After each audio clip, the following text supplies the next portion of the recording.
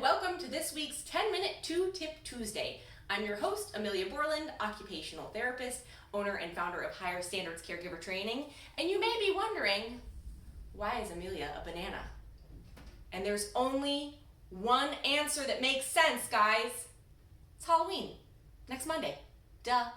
And next 10-Minute 2-Tip Tuesday will be after Halloween, so then it would be totally inappropriate to be dressed as a banana, but right now, it's absolutely the only thing that makes sense. Okay, 2 great tips coming up for y'all today. The first one is for caregivers. The second is for caregiving organizations. As always, this information is for educational purposes only.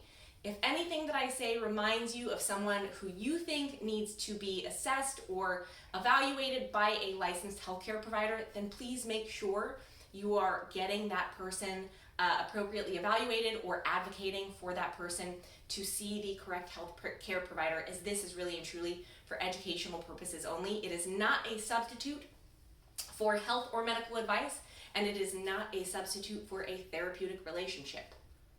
And, banana. So, okay, first tip for caregivers today. So if you have ever cared for someone who is a stroke survivor, then probably, hopefully, at some point, someone taught you that when you're transferring a stroke survivor, if they have weakness on one side, then you want to always transfer to the strong side. But here's the thing that you have to keep in mind. And this is not a but. In this instance, you shouldn't transfer to the strong side. Although, okay, well, we won't go there today. We won't go there today. Almost always, we're going to want to transfer to the strong side. But here's the thing. Here's where a lot of folks get themselves into trouble. They can do one transfer to the strong side, and then they end up in a pickle.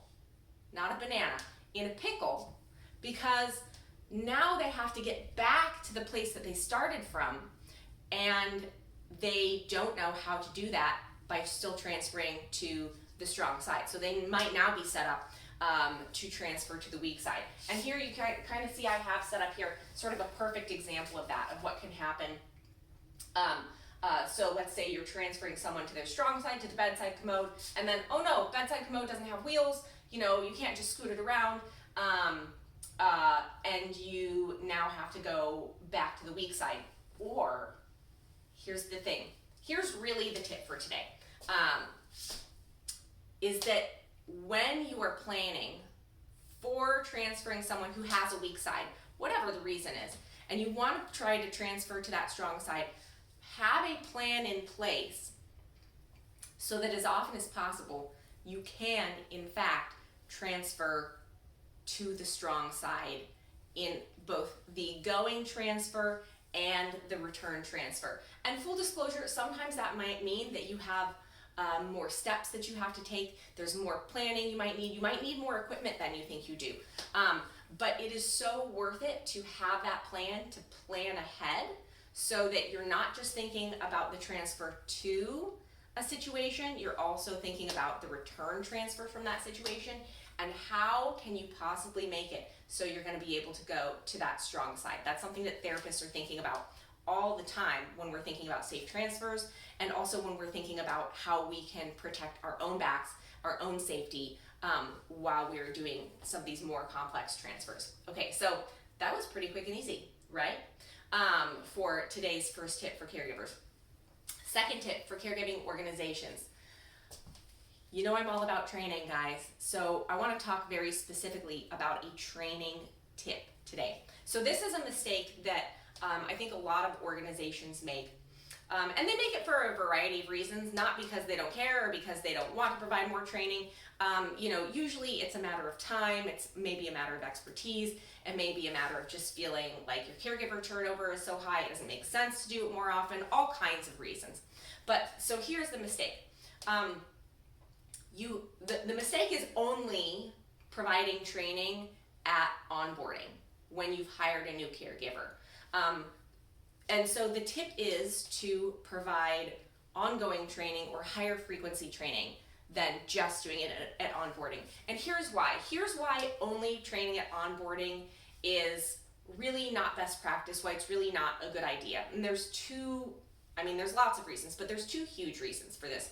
One is because any professional, and it doesn't matter what you do, it doesn't matter if you're in healthcare, it doesn't matter if you're a lawyer, if you're in sales, if you're a business leader, every professional needs ongoing training and education. All of us, we all need to be consuming more information, new information, better information, so that we can keep getting better at our jobs, so that we can keep being interested in our jobs, so that we can keep doing more and more to grow and be fulfilled professionally, and also to serve our clients, whoever they are, as well as we possibly can. And caregivers are not an exception to that rule.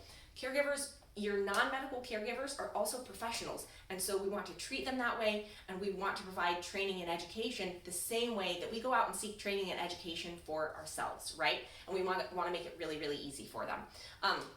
So that's one of the really good reasons to continue to provide ongoing training at regular, high-frequency intervals, and not just train our caregivers when they're onboarded. Okay, here's the second really, really important reason that your caregivers need more training than just their onboarding training. Okay, here it is. There is no way on this Lord's green earth that your caregivers can possibly learn all of the things they're going to need to know. There's no way that they can possibly learn, or you could possibly teach them about all the situations they're going to find themselves in. There's no way your caregivers could possibly learn every in and out of the different things they're going to be seeing, clients with different conditions, different post-op precautions even. I mean, I know we're talking about non-medical caregiving, but let's face the facts. As people are being discharged from the hospital, who is taking over the direct care of a lot of these folks? It's non-medical caregivers, right? So there's just no way on this earth that you can teach your caregivers all of those things in a single session.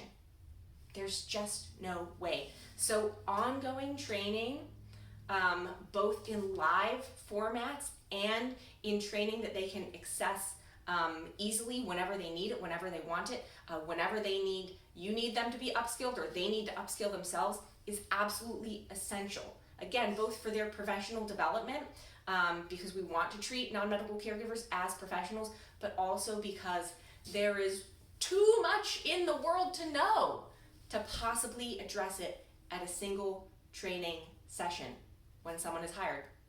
It's just not possible. Okay, so those are my two tips today for 10-Minute 2-Tip Tuesday. I hope everyone has a very safe and happy and fruitful Halloween. That was pretty bad.